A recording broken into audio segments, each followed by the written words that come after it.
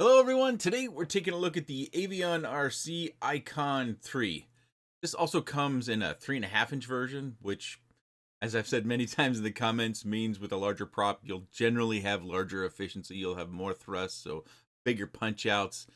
It'll be a little bit bigger and it'll fly a little bit longer. But they also have several different versions of this. The one I have here is with the DJI-03. They also have walk snail and analog available, but I don't see any HD0 options. You could buy it without the 03 and add HD0 into it if that's what you'd like to do, though. As you've probably seen in other videos featuring AvionRC or Avant Quads, same company, they're a very small shop. And because I like how they build them and I like how they fly, I ask for input from any of you who have purchased Avant Quads or AvionRC products to let me know and others know about your experience, not only with the product, but through the ordering process, the shipping process. Any feedback that you can give helps shape future videos and also lets others who aren't familiar with this company and their products know about your experience and can better possibly identify whether they want one as well. The flight controller is the JHE MCU GHF 405 all-in-one HD. That is a 40 amp ESC. It's compatible 2 to 6S. It does come with Betaflight 4.5.1 and bidirectional D-Shot is enabled. The motors are T-Motor 1404, 4600 kV, and the props are the GymFan 3020 props. Of course, as I mentioned, mine is the DJI-03 version, but they do have analog and walk snail. I'm not sure if the walk snail version comes with the Moonlight kit or something else, so make sure you check the product descriptions closely to be sure about what you might be getting. XT30 for your battery connection. My receiver is ELRS, but Crossfire is also a version, and we have this T-style mount back here that's 3D printed. We also have arm protection that's 3D printed, and our camera mount is 3D printed. The camera mount does allow the camera to slide forward or back, so if you want more camera protection or no print in your view, you can select to move that forward or backwards. We have a rubberized and grippy but not texturized battery mat down there. Got motor wire tape to keep our motor wires down. Got a capacitor down there and this little 3D print to hold it in place on that standoff. Receiver's mounted right there with a zip tie wrapped around that. And each arm is independent, so if you were to break an arm, you can replace each arm. You don't have to replace a wishbone or the whole bottom plate like you might on other frames. As you might expect, it comes with an extra set of props. Mine also came with this little right angle USB cable, but I did not have a need to use it because I found my standard straight USB cable would slide right into the USB spots, so I didn't need that right angle, but it was included in the box. It weighs 156.86 grams. Over the course of my flights, I used these two batteries. This is the Beta FPV Lava 854S, and this is the GNB 654S. With the Beta FPV 850, we're just over 250 grams at 252.3 quarters. With the GNB 650, it's 227.82 grams. I did also sparingly use the GNB 720, but the flight times are about identical to the 650s. But here's the weight. It's 225.03 grams. For flat exploratory flights, I got 8 minutes and 30 seconds on average across 3 batteries. On the 650, I got 5 minutes and 20 seconds.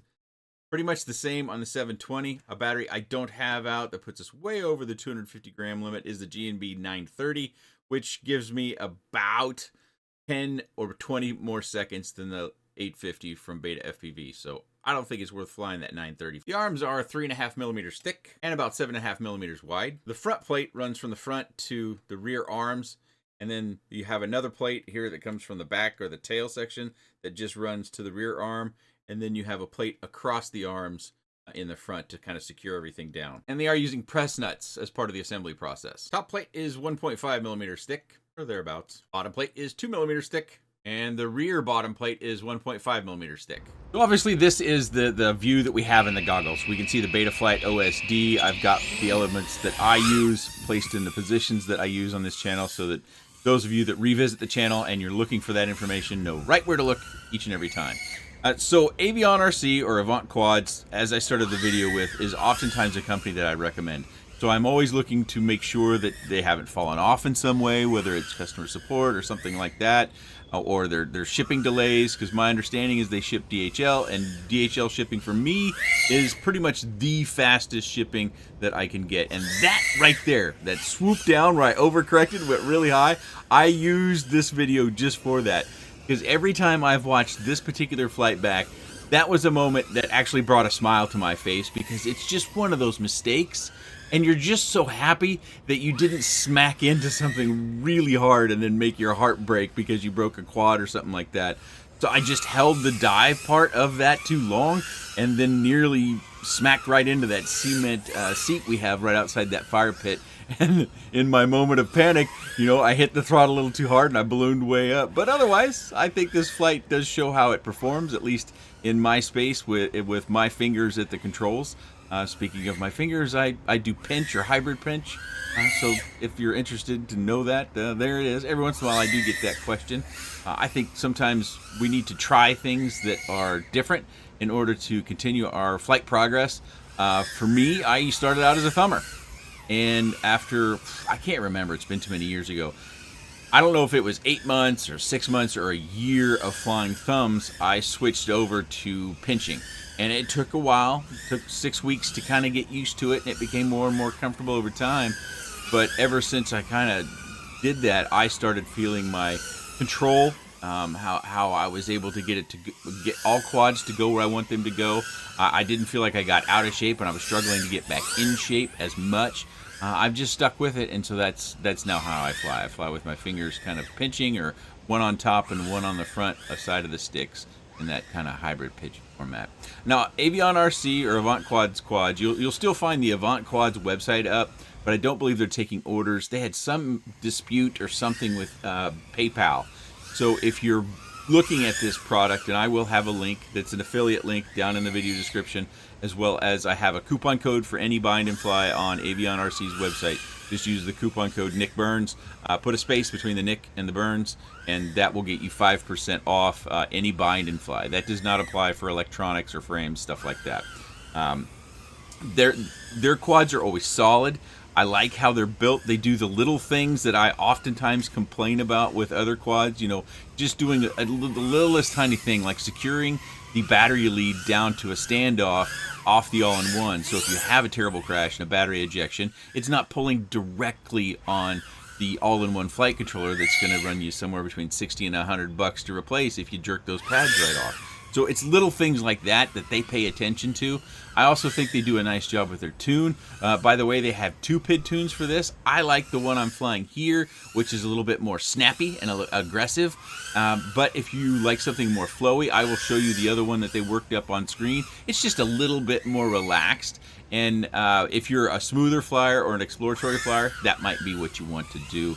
You might want to try that other PID tune. And I'll show those screenshots on screen. If by chance I forget, just, comment, and I'll, host them on a Google Drive or something like that and put a link down in the video description. Because sometimes I don't script these videos. I'm shooting from the hip from my experience after a few weeks of flying them. That's how I do this stuff, because it's not my job. I have a regular day job. This is my fun time. The faster flights. This one I think comes in around 5 minutes and 25 seconds on an 850. So that's pretty dadgum good. And we could get under that 250 gram marker if we give up something like the TPU arm protection. That would probably drop us 2.5 grams down.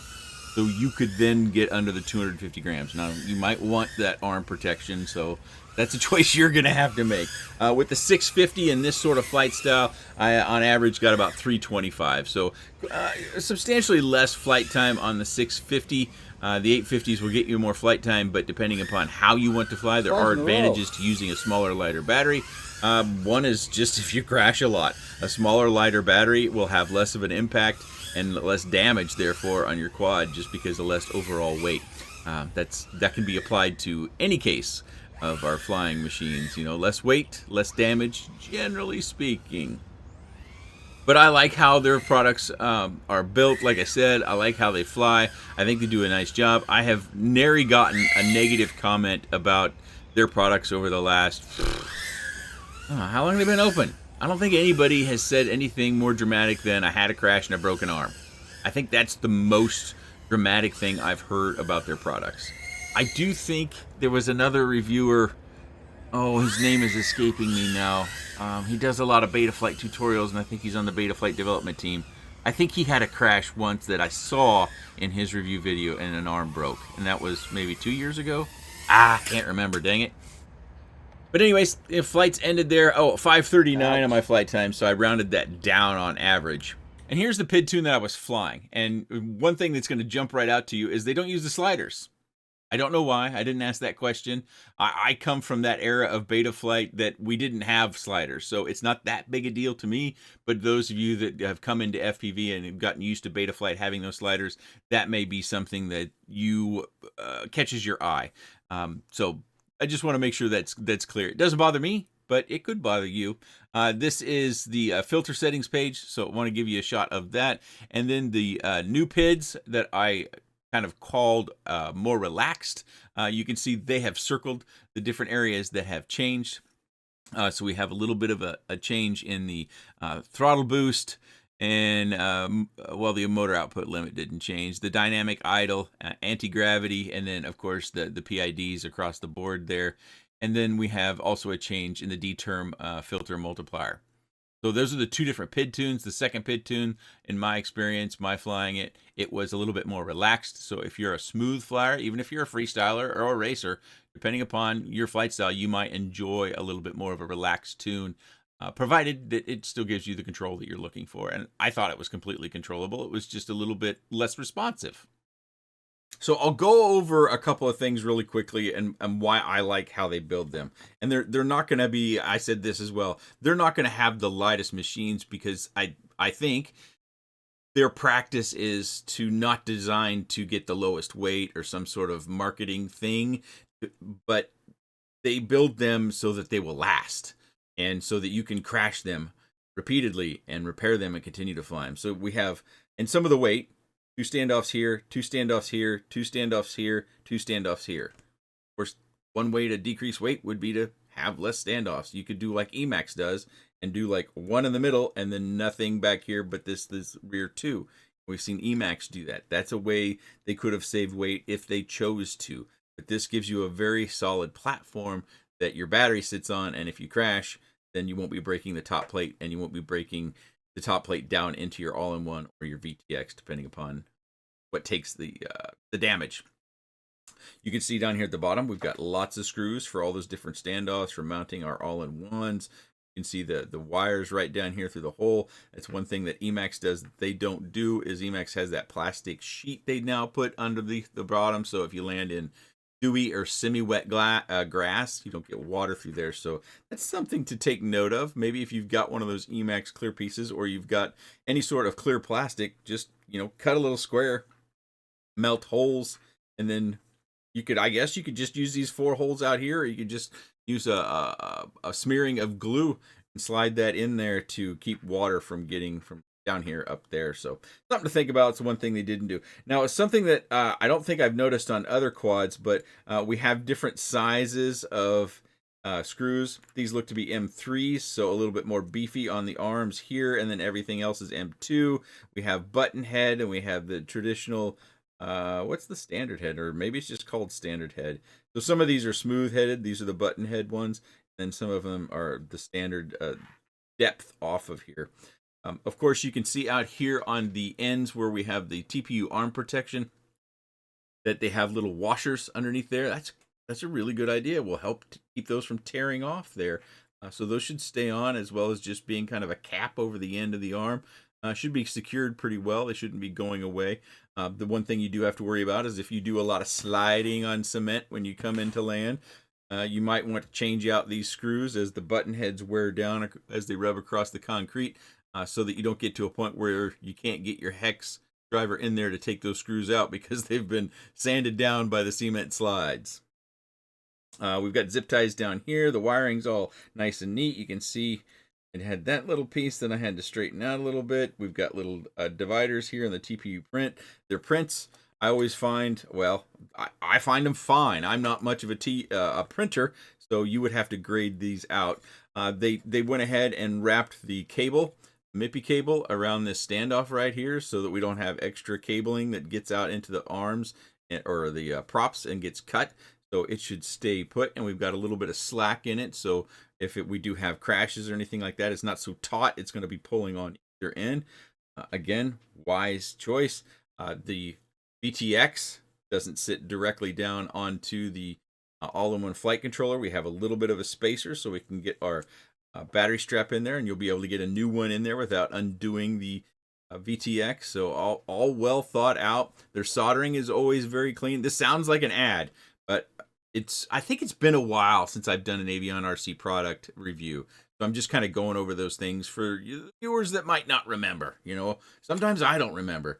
I didn't have any noteworthy crashes. I had a lot of like little crashes, or I got hung up in a tree, or I landed in those cattails one time and I buried it right in the middle of that assortment of those. I call them cattails. I don't know what they're called. There's those tall straw things that I do those. They're right off the chimney side of the house. And it took me a little bit to find it.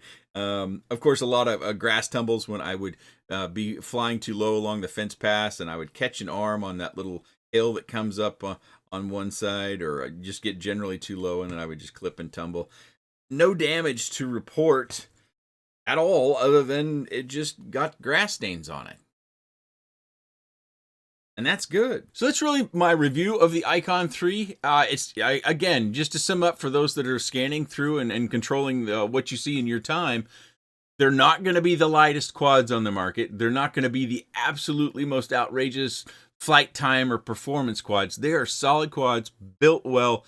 And in my opinion, they're built the way they're built in order for you to keep flying them through crashes, through all sorts of fun and exciting flights. Just like when I almost smacked into that cement seat by the fire pit, it probably would have survived. But thankfully, I didn't test it by hitting it.